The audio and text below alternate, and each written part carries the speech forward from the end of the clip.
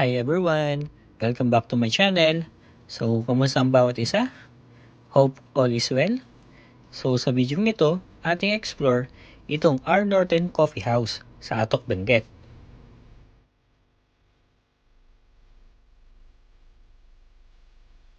So, dito na nga kami nag-stop over para mag-breakfast at magpahinga. After how many hours of travel coming from Manila. And yun nga 1 hour na lang from here at mararating na rin namin ang aming destination sa Paway, Atok, Benguet.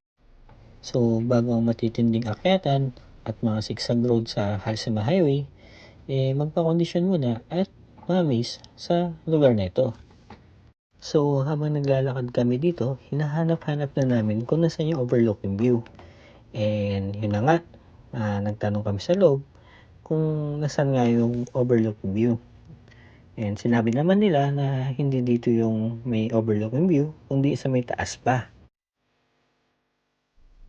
So, dito pala yung daan papunta sa kanilang restaurant na may overlooking view. And pwede din naman itong lakarin or pwede din magsasakyan. So, depende na lang sa inyo kung ano mas trip nyo. Pero, yun nga, i-consider din natin na baka puno na din yung parking sa taas. Kaya, i-check din natin.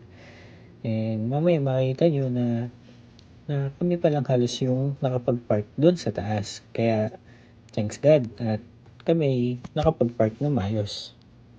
Pero kung makikita nyo naman sa lugar nito, pwedeng lakarin.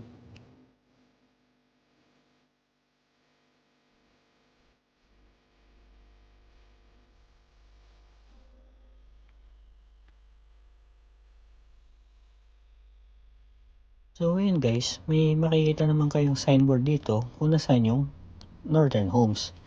And please take note guys na limited lang yung parking space dito compared sa baba.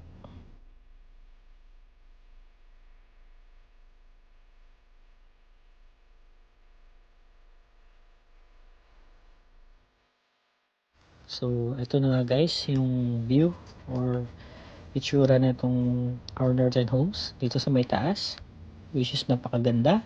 And buti na lang at nagtanong tayo kung nasan ba talaga may overlooking view. And ito na nga yung bubungad sa atin. May makikita tayong mga nakabilad na mga coffee bean, magagandang dining table na talaga namang panalong-panalo sa view. Kitang-kita yung mga kabundukan. And napakaganda din ng kanilang restaurant. So ito naman yung price guys ng maga kang umalis sa bahay and weekdays.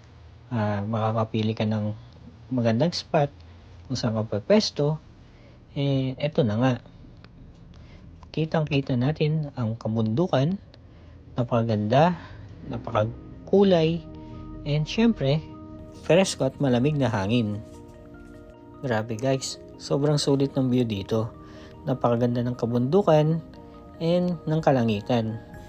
Thanks God kasi magandang panahon, malamig at presko.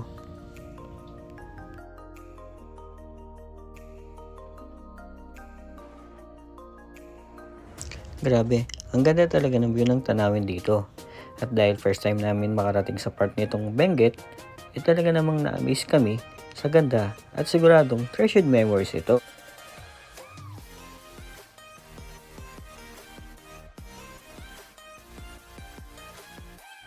Maganda din ang ambience dito sa loob ng restaurant.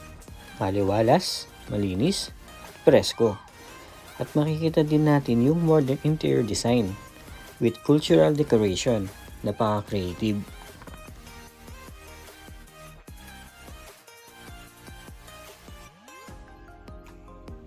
So ito pala yung order namin. And nag-try din kami ng bago sa aming panlasa.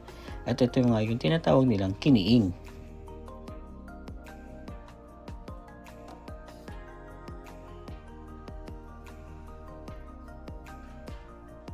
Magandang spot din itong sa may fireplace para mag-chill while playing chess, pampalipas ng oras.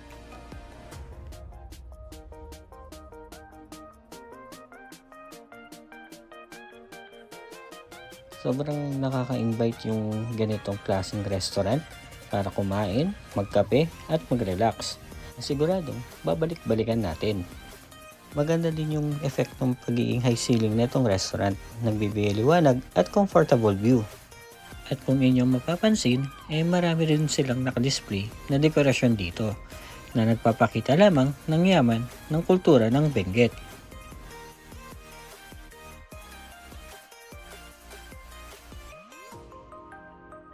So dito din, magandang pumesto. Tanaw na tanaw mo rin yung tanawin. And ayan, pwede ka din magpa-picture dito sa kanilang Our Northern Homes. Na yung background ay magandang tanawin.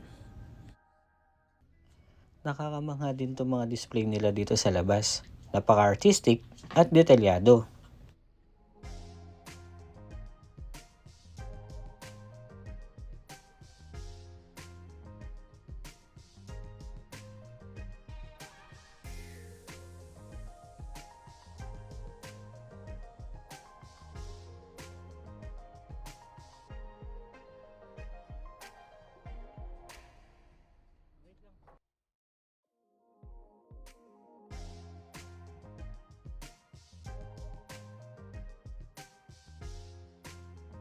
So dito din pala, meron ding transient house na sigurado napakaganda din ang view. Check nyo na lang guys sa kanilang Facebook account, Our Northern Homes. Also, may mga nakapaskil ditong no smoking and no vaping. Kaya sunod po tayo para mapanatiling malinis at presko itong lugar na ito. At dito ko na po tatapusin itong video na ito. And pakiantabayanan yung mga susunod pa naming vlogs sa Atok Benguet. Ayun guys, thank you for watching. Please like and share this video para sa mga naghahanap na pwedeng kainan along the way. And please also subscribe to my channel for more travel and adventures. So see you and God bless us all.